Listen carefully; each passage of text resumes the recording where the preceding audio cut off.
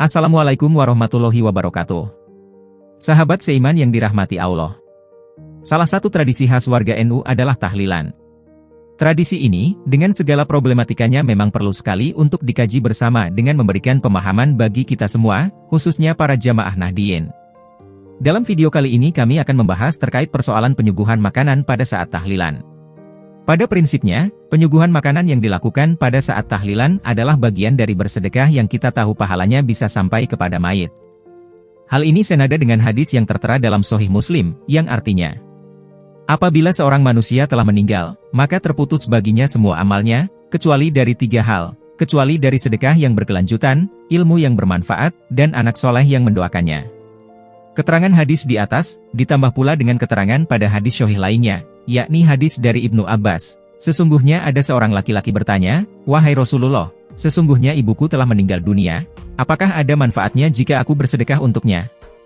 Rasulullah menjawab, "Ya."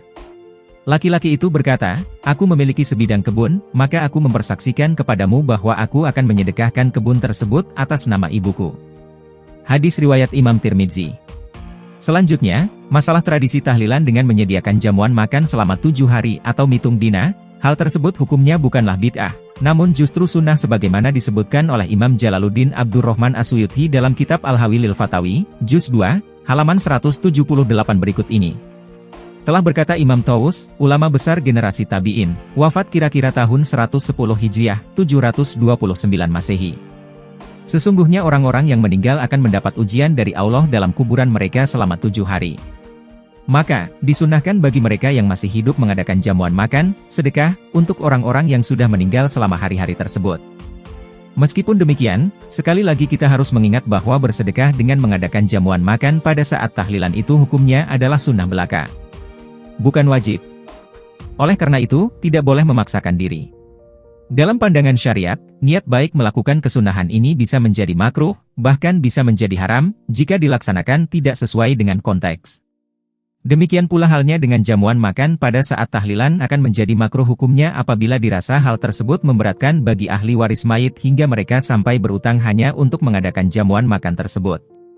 Bahkan bisa juga menjadi haram, semisal apabila jamuan makan yang diberikan berasal dari harta yang haram, membuat utang-utang mayit tidak terbayarkan, atau menyita harta waris yang seharusnya diperuntukkan bagi anak yatim.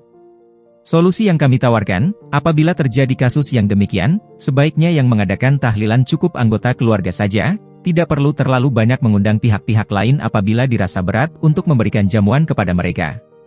Mengenai resiko akan dijadikan bahan gunjingan oleh masyarakat, inilah tugas kita bersama untuk memberikan edukasi kepada masyarakat terkait hal ini, sehingga jangan sampai kesunahan tahlilan yang sudah membudaya ini malah menjadi persoalan yang memberatkan bagi sebagian pihak.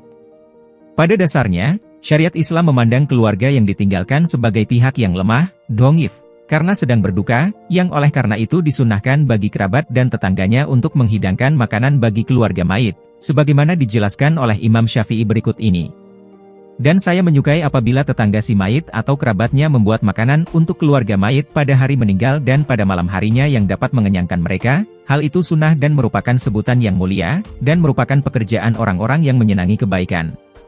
Karena tatkala datang berita wafatnya Ja'far, maka Rasulullah Shallallahu Alaihi Wasallam bersabda, buatkanlah makanan untuk keluarga Ja'far, karena telah datang kepada mereka urusan yang menyibukkan. Dalam tradisi Nusantara, pernyataan Imam Syafi'i ini sudah dilaksanakan. Hal tersebut bisa kita lihat pada budaya di Nusantara di mana ketika ada berita duka, maka umumnya kerabat atau para tetangga bertaksiah sambil membawa beras, makanan pokok, yang diperuntukkan bagi pihak keluarga yang sedang berduka. Sahabat muslim yang dirahmati Allah.